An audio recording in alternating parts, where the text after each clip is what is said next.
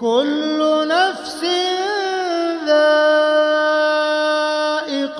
الموت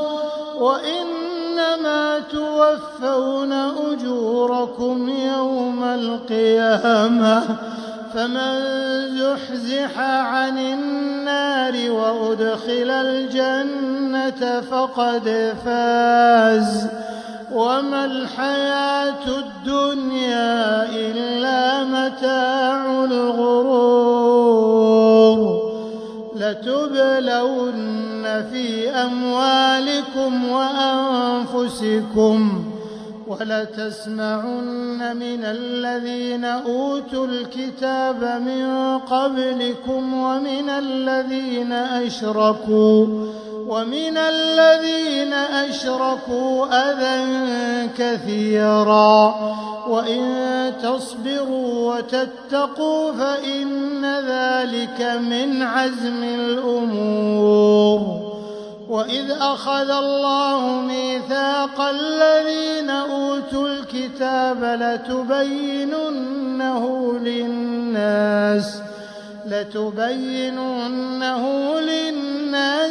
ولا تكتمونه فنبذوه وراء ظهورهم واشتروا به ثمنا قليلا فبئس ما يشترون لا تحسبن الذين يفرحون بما أتوا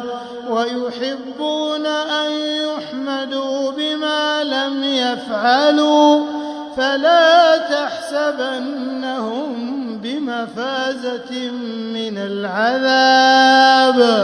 ولهم عذاب أليم ولله ملك السماوات والأرض والله على كل شيء قدير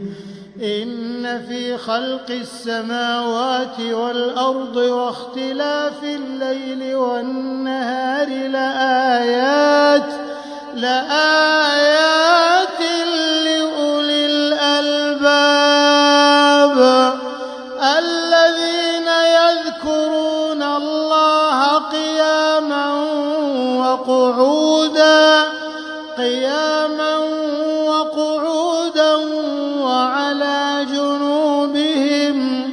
وعلى جنوبهم ويتفكرون في خلق السماوات والأرض ربنا ما خلقت هذا باطلا سبحانك فقنا عذاب النار ربنا إنك من تدخل النار فقد أخزيته وما للظالمين من أنصار